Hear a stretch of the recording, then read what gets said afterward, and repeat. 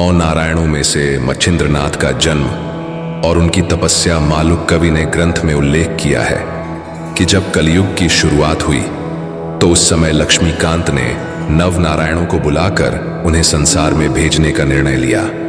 उस समय लक्ष्मीकांत स्वर्ण सिंहासन पर विराजमान थे। उनके आसपास कवि, हरि, अंतरिक्ष, प्रबुद्ध, पिप्पलायन, अविहोत्र, ऐरनेत्र, चमस, द्रुमिल, धुवमीन आदि का उल्लेख है। नवनारायणों ने वहां आकर लक्ष्मीकांत के सिंहासन के नीचे अपनी उपस्थिति दर्ज की।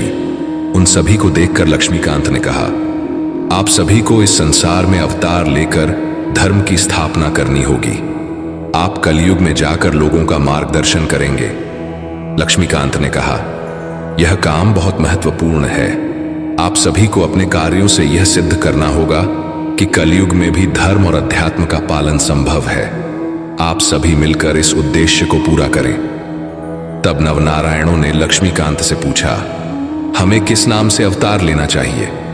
इस पर लक्ष्मीकांत ने उत्तर दिया, आप अपने नामों को प्रकट न करें, बस अपनी जिम्मेदारियों को निभाएं। ऐसा कहकर लक्ष्मीकांत ने उन्हें आदेश दिया कि वे धर्म की पुनर्स्थापना के लिए संसार में जाएं और लोगों को अपने उपदेशों से मार्गदर्शन दें। उन्होंने यह भी कहा कि अपने नाम या पहचान को उजागर न करें। इस प्रकार मच्छिंद्रनाथ सहित नवनारायणों ने अपने कार्यों को प्रारंभ करने के लिए संसार में कदम रखा।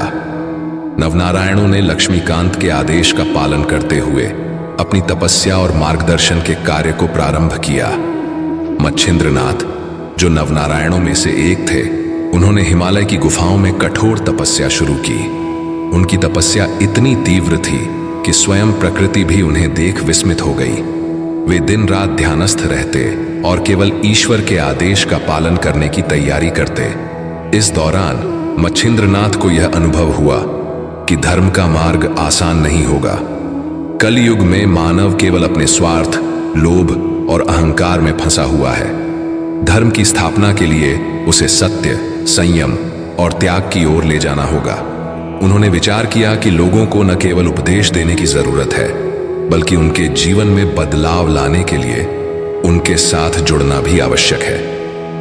मच्छिंद्रनाथ का पहला अभियान अपनी तपस्या पूरी करने के बाद मच्छिंद्रनाथ ने पहला अभियान प्रारंभ किया।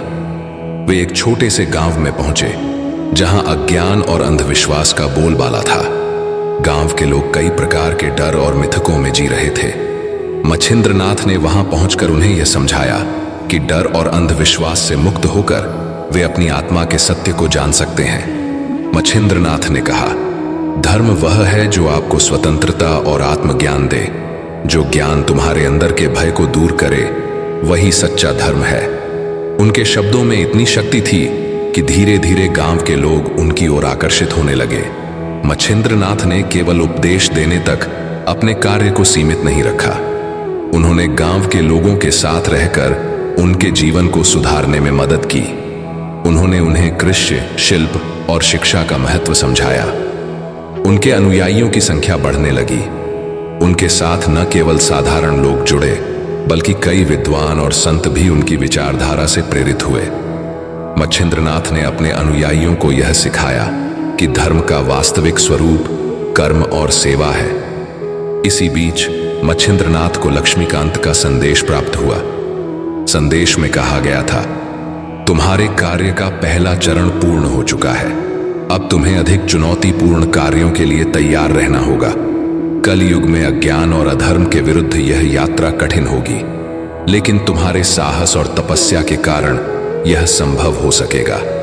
मच्छिंद्रनाथ ने यह संदेश अपने अनुयायियों को सुनाया और कहा, यह संसार एक रणभूमि है। हमें धर्म, सत्य और न्याय के लिए लड़ना है, लेकिन हमारी लड़ाई हिंसा से नहीं, बल्कि प्रेम, ज्ञान और त्याग से होगी। यही हमारी विजय का मार्ग है।